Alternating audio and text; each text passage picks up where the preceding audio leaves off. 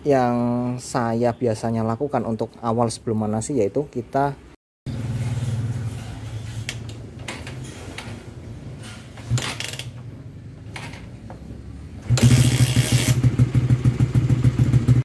kita akan sedikit gas di sini.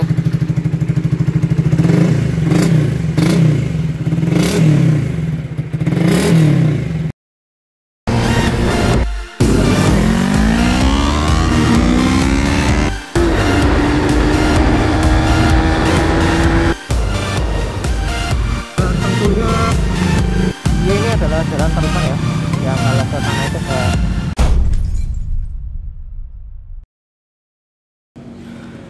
Oke, bismillahirrahmanirrahim. Assalamualaikum warahmatullahi wabarakatuh. Kembali lagi di channel GT Pro Motovlog. Mantap. Ya, pada video kali ini kita berada lagi di segmen kondur atau konten dari rumah. Ya, pada video kali ini aku akan ngasih sedikit tips dan trik buat teman-teman semua yang mungkin sebenarnya tips dan trik ini sudah dilakukan buat teman-teman, sudah dilakukan teman-teman semua. Namun ya mungkin ada beberapa yang perlu diluruskan ya, karena nggak semuanya itu bisa dianggap benar. Sesuai di judul, pada video kali ini aku mau ngasih tips dan trik buat teman-teman semua tentang cara manasin motor, khususnya motor injeksi seperti ini ya, yang baik dan benar. Tentunya apa? Tentunya biar motor injeksi kalian itu tetap awet, tetap sehat, dan komponen-komponen di dalamnya itu tetap terjaga. Ini mohon maaf agak rame karena aku ini ngambil video ini di pinggir jalan. Jadi ini rada rame. Yes, kok nggak apa-apa, yang penting alon-alon weh. Intinya pada video kali ini aku mau ngasih tips dan trik buat teman-teman semua, yaitu tentang cara manasin motor yang baik dan benar, khususnya di motor injeksi. Oke, kita akan langsung lanjut untuk tips yang pertama.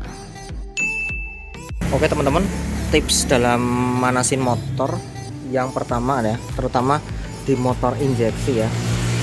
Ya nggak cuma di motor Supra GTR, motor yang lain pun sebenarnya sama, asalkan itu dia injeksi, perlakuannya sama dengan yang ada di video ini.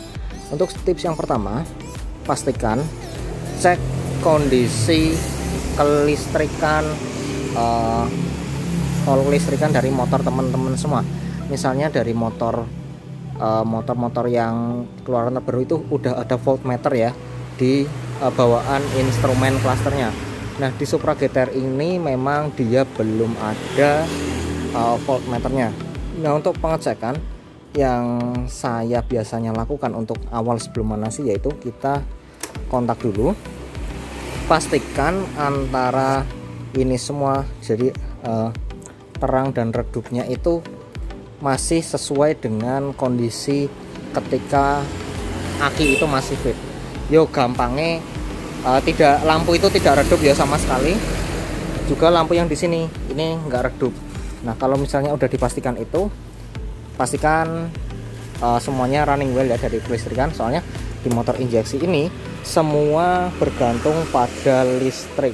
Karena untuk menghidupkan motor itu tidak cuma butuh dinamo starter, dia juga butuh yang namanya ECU atau ECU-nya.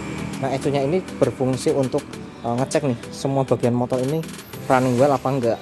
Kalau misalnya di komputer itu namanya POS ya, pre on self test gitu, kurang lebih seperti itu. Nah pastikan yang pertama aki itu dalam kondisi prima. Oke, sekarang kita lanjut ke tips yang kedua. Ya, di tips yang kedua ini kita setelah tadi yang pertama ya, kita ngecek kondisi aki atau kelistrikan itu setelah baik dan benar, pastikan kita nyalakan dulu ya seperti tadi. Nah pastikan dari maaf ini mungkin nggak terlalu kelihatan ya, pastikan dari beberapa indikator yang ada di instrumen cluster motor teman-teman semua itu tidak menunjukkan gejala atau tanda-tanda keeroran. Nah gejala atau tanda-tanda keeroran itu apa? Yang biasanya kalau masih motor itu belum panas ataupun belum dihidupkan, itu errornya biasanya dari ini, lampu kuning ya di sini. Maaf saya nyalakan lagi.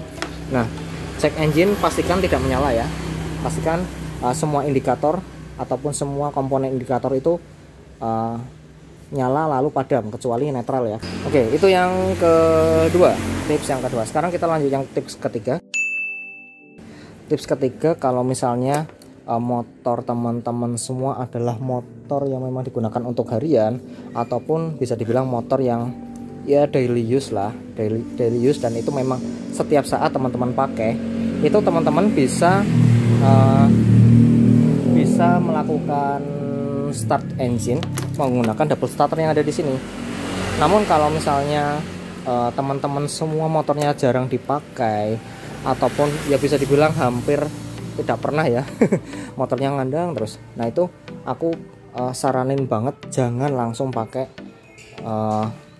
switch ini double starternya. Kenapa?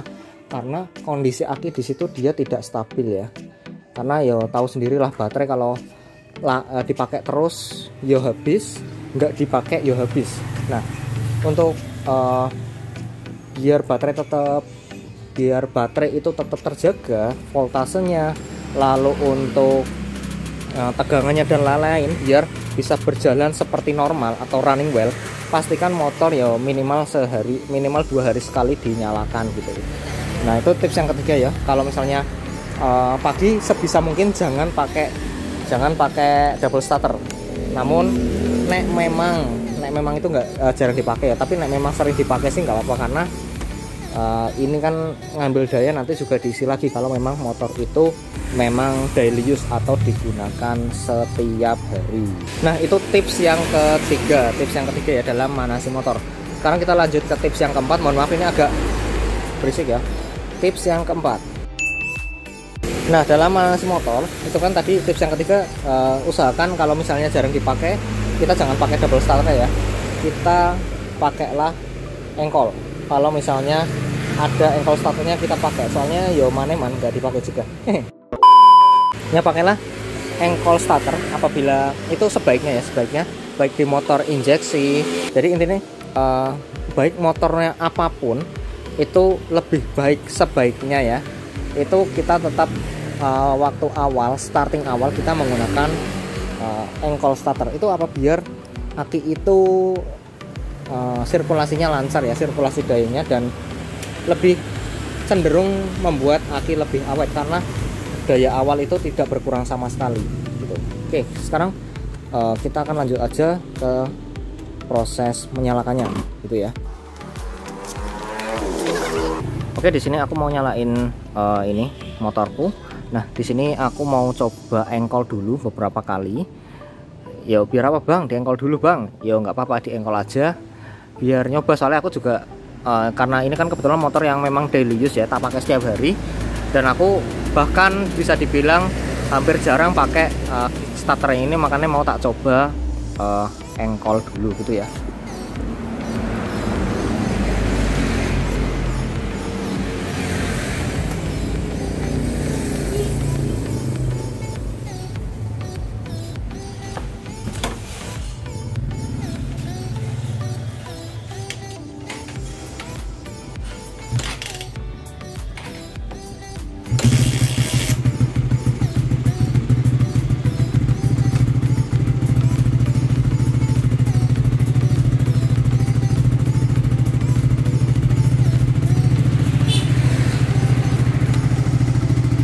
Oke, alhamdulillah sudah menyala, dan tadi cuma sekali pansal karena ya kebetulan memang motor daily use ya. Jadi kalau motor pengen awet itu ya salah satu caranya adalah motor memang harus dipakai setiap hari.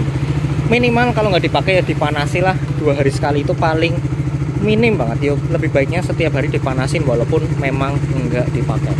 Oke, ini sekarang alhamdulillah motor sudah nyala. Nah, sekarang kita lanjut ke tips yang keberapa ya? Berarti kelima ya, tips yang kelima. Oke, tips yang kelima, ini kan memang motor sudah nyala ya, ya bisa dibilang motor sudah running. Itu untuk tipsnya ya, kalau dalam memanasi motor itu ada beberapa asumsi dari orang zaman dulu yang memang menurut saya salah ya. Itu adalah manasin dengan cara digeber-geber ya. Itu salah sih, kalau menurut saya salah. Kenapa demikian? Karena ketika mesin itu dia baru starting atau baru menyala dari kondisi dingin, maka tentu oli yang ada di bak mesin itu dia belum naik ke head. Misalnya sudah naik pun dia tidak sebanyak ketika sudah berjalan cukup lama atau sudah dipanasi. Maka dari itu mungkin ini tips ya buat teman-teman semua yang mau manasi motor, yang masih menganggap atau berasumsi bahwa dengan cara digeber-geber ataupun digas cukup tinggi itu lebih cepat panasnya. Itu menurut saya jangan dilakukan, karena yaitu tadi oli belum naik ke atas. Akibatnya apa atau efeknya apa? Kita matikan dulu ya. Efeknya apa? Ini juga bisa sangat parah sih efeknya. Kalau misalnya seperti itu, oli keadaan belum naik dan teman-teman geber-geber kayak tadi. Nah, itu bisa berakibat nanti di bagian head sini ada komponen yang cepat aus, terutama kalau di motor 4 tak itu adalah noken asnya, yang kedua templar, dan yang ketiga dari klep itu biasanya sering banget bunyi. Nah, itu karena terjadi keausan. Nah, keausan klep itu biasanya secara tidak langsung diakibatkan karena cara manasi yang salah gitu. Sebenarnya bukan salah ya, tapi kurang tepat. Gitu ya. Oke. Itu tips yang kelima. Sekarang kita lanjut ke tips yang keenam. Oke, kita akan nyalain dulu. Ini karena sudah tadi nyala, jadi kita start pakai sini aja. Oke, Torx ya. Torx sekali. Nah, tips yang keenam ini sekaligus mungkin tips yang terakhir dari video kali ini. Tips yang keenam adalah ketika kita hendak atau sedang manasi motor, itu kan kalau orang dulu ada patokan ya, ada patokan 2 menit, 5 menit, 10 menit, bahkan ada yang sampai lama ditinggal itu kan. Nah, untuk tips yang keenam ini aku mau ngasih ini aja sih, estimasi waktu yang tepat untuk manasi motor. Nah, untuk aku yang sering aku lakuin ya di motor ini, itu dalam manasi motor itu aku patokannya sama ini. Nah, ini adalah water pump ataupun ya ini water pump buat ke radiator sama mesin ya. Nah, patokanku ketika memang dirasa pemanasan di mesin itu cukup adalah ketika di sini itu sudah hangat ataupun panas ya. Nah, itu bisa dibilang motor sudah cukup dalam pemanasannya. Apabila motor teman-teman semua tidak menggunakan radiator, itu bisa disiasati dengan cara memegang buring di sini. Di sini ya, dipegang aja.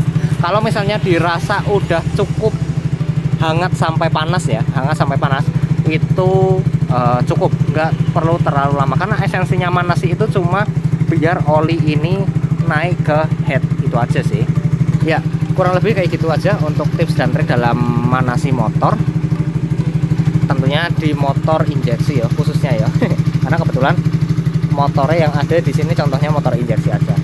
Oke, kita akan sedikit gas di sini.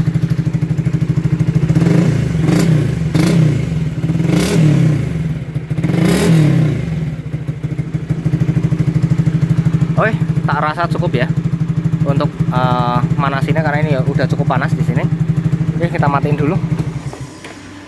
Yes, mungkin kayak gitu dulu aja untuk tips dan trik atau cara manasi motor yang baik dan benar menurut kami atau menurut saya. Kurang lebihnya mohon maaf.